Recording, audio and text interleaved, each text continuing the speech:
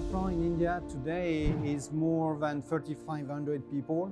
Safran is really committed to invest into India. We are the worldwide leader for those products. We are working with the PSUs. We wanted to fulfill Indian content, Make in India, Atma, Nirbhar, Bharat initiatives. The next 2 years is definitely manufacturing in India to address the Indo-Pacific region. So we have Noel here. Now Noel is someone who's familiar with India.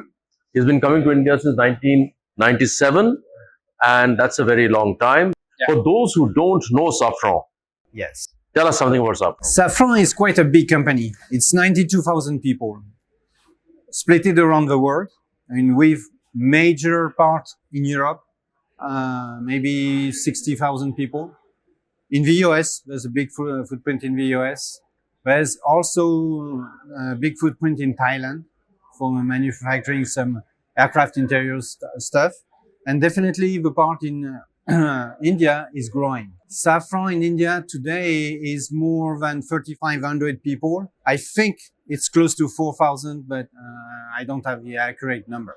We are based mainly in Hyderabad, Mumbai, Bangalore, and a few people are based in Delhi. Your main business, as you said, is making aircraft engines. There's a JV between Safran and General Electric to manufacture what we call the LEAP engine. And we are the major provider of the engine on the A320neo. And we are the exclusive provider of the engine of a 737 MAX from Boeing.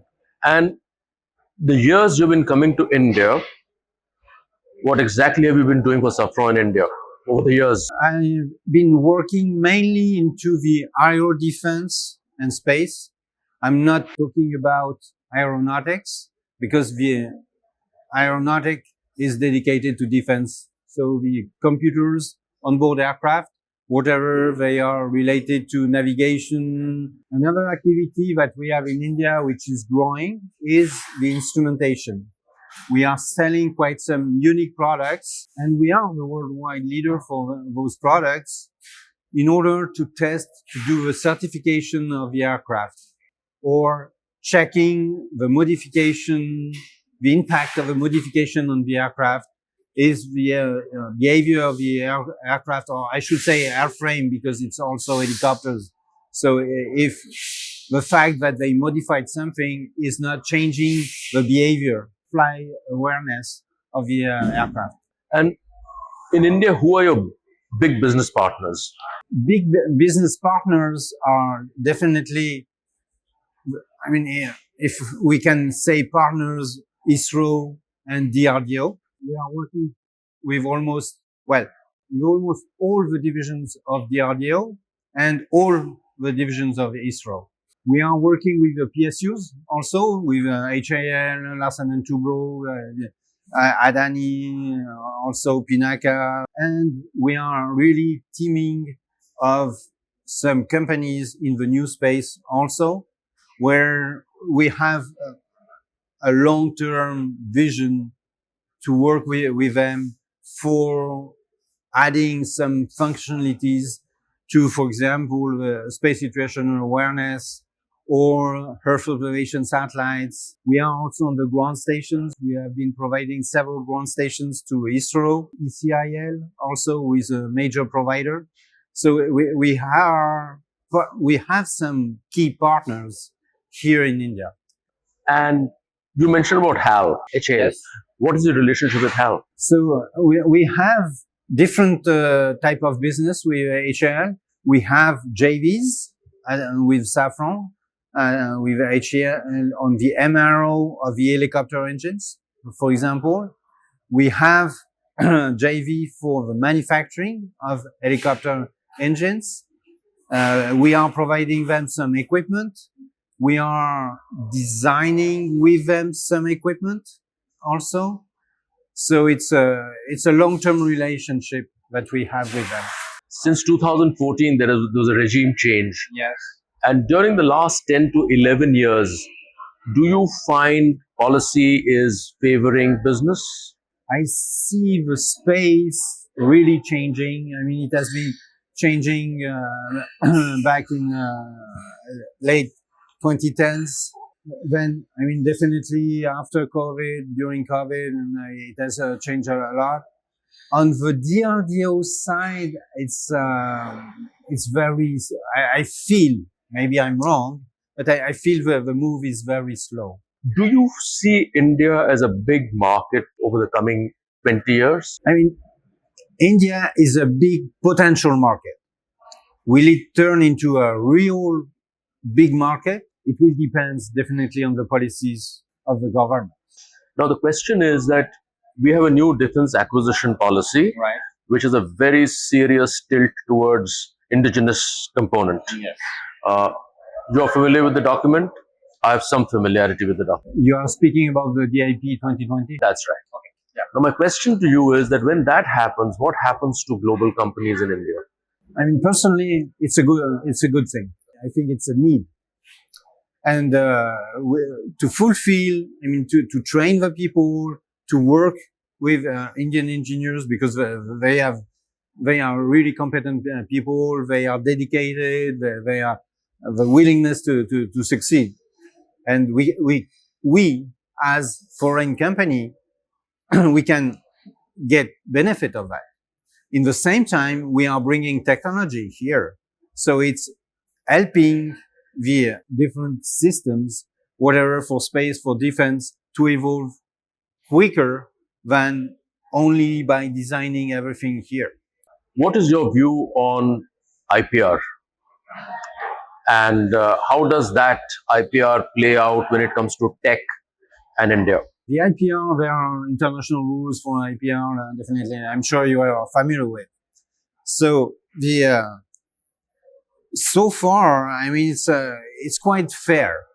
I would say, definitely, we cannot transfer 100% of the IPR, not possible. But we are also creating IPRs here that is staying here. So it's depending with which company, but overall, I mean, it's working well. Noel, you have started manufacturing in India. Would it be possible for you to share something about that initiative? Yeah, so we wanted to fulfill the Indian content, Make in India, Atma, Nirbhar, Bharat initiatives, and we planned that with the Indian team, and they were very receptive. We did set up a team who get trained in France. I mean, to have to better know the rules and the process, because we don't want to have our customer suffering that something is not according to the standards they have been used to deal with. So, and we help them doing the first integration of the two first equipment, the manufacturing of the two first equipment. It went well. Then they manufactured themselves 3 additional equipment. We checked, we did all factory acceptance tests with them, and we didn't see any difference that what we are manufacturing in France, honestly speaking. When you see India, are you manufacturing in India for India, or will you consider manufacturing in India for the world? Today, honestly, we are manufacturing in India for India.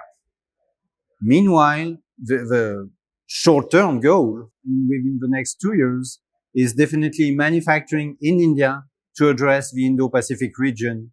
We have a strong presence in the Southeast Asia and also in Korea and Japan. And they are already dealing with Japan, with Korea, with Singapore, with Malaysia, with Vietnam, with Thailand, with Australia also. So it would be stupid to not get benefit of that. The potential of business in India is huge, to my knowledge. The thing is, process of purchasing is taking too long. There are some headaches also on the payment side. The financing of development in the RDO projects. So this is something that the government should address for all the MSME and also for the company from the new space. So my question is that if you were to send a request or a message to the government to help and enable industry, what would that message be?